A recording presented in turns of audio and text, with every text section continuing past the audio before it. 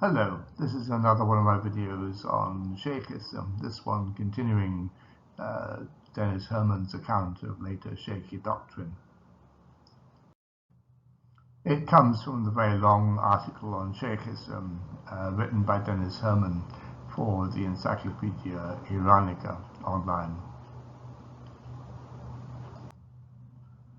Dennis Herman is the director of the French Research Institute in Iran, the author of Kermani Shaykhism and the Ijtihad, study of a particular Shaykhi work, and also in French, a book on Shaykhism in the Qajar period.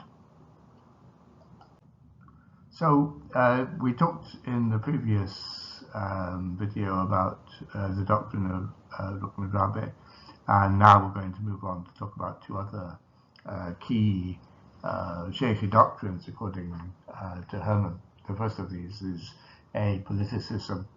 The doctrine of the Kermani Shaykhi masters implies a de facto apoliticism, assumed and asserted to be a religious obligation. The little weight accorded to the clergy during the occultation, the illegitimacy of interpretive ijtihad, the elitist and minoritarian dimension of the school, and belief in an occulted elite representing the 12th Imam are further points of doctrine implying apoliticism. Even the duty to ordain the good and prohibit the evil, which is basic in Islam, the doctrine underlying every political movement in Islam, seems for the Kermani Shaykhi masters to be severely limited during the course of the occultation. The Kermani Shaykhi masters also argued for the non-application of legal penalties during the occultation. The main Kermani Shaykhi treatise on the subject is quite late. It's the Siyasat-e-Modern, written at the beginning of the 1970s by the then head of the school, Abdul Reza Khan Ebrahani, in a context of increasing politicization of the Shi'i clergy at the time. To the best of our knowledge, the Hamadani ulama defended the same approach towards politics as the Kermani Shaykhis, but a close reading of their vast doctrinal output would be necessary to know for sure. The position of the Tabrizi Shaykh ulama, on the other hand, was quite different, and several major political figures have come from them. Worthy of mention are Ali Agha Taqaf al-Islam Tabrizi, who was one of the chief architects of the Tabriz constitutional movement, and Sheikh Muhammad Kiabani, who, having been a committed pro-constitutionalist, advocated the autonomy, and perhaps by extension the independence, of Iranian Azerbaijan.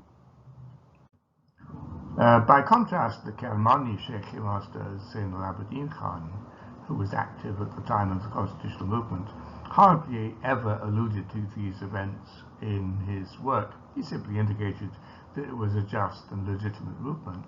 If it was a just and legitimate movement, it would therefore be guided by the Imam of Time himself, whose parousia alone would fill the world with justice and fairness, just as it had been filled with oppression and tyranny. Now we move on to the Shaykhi critique of Sufism. Even though Sheikh Ahmad Asai knew Dahabi Sufi master, Qutb-al-Din Muhammad Shirazi Dahabi, and studied with him during his youth in Assar, he nevertheless radically rejected Sufism. He broadly criticized the idea of unification of the faithful with God as the final stage of the Sufi path, the tariqah, and rejected the doctrine of Wahdatul Wujud, unity of existence. Sayyid Kazem Rashdi even presented the rejection of Sufism as an essential criterion of being a Shaykhi. It is important to stress that the masters of all three Shaykhi branches followed this tradition. Among the Kermani Shaykhi masters, it was certainly Muhammad Karim Khan who devoted the most pages to it, especially in his magnum opus, Irshad al-Awam, but in other works as well. His successor, Muhammad Khan, also criticized belief in the transmigration of souls, which was defended by many Sufis, and criticized the Sufi encouragement of abandoning the Sharia. Their successors also frequently confirmed their rejection of Sufism. Muhammad Baqir Hamadani also returned to these questions in several essays. According to the Shaykhi masters, the status of the Sufis was lower than that of the Usuli jurists, to the extent that they were accused of changing Shi'i law as it was taught by the Imams, but not necessarily the teachings of the Imams on the Walayat. So that concludes our very brief look at later Shaykhi doctrine, according to Dennis Herman. Thank you for listening, and particular thanks to my patrons for their kind support and encouragement. Without them, I wouldn't be able to make these videos. You are, of course, very welcome to support my channel. Please do like, comment, and share on the videos if you wish. Subscribe if you want to be notified of future videos, and I'll give Patreon and PayPal links below in case you want to provide practical support. Next week, we'll talk about Shaykhi relations with other Shi'is. Have a good day.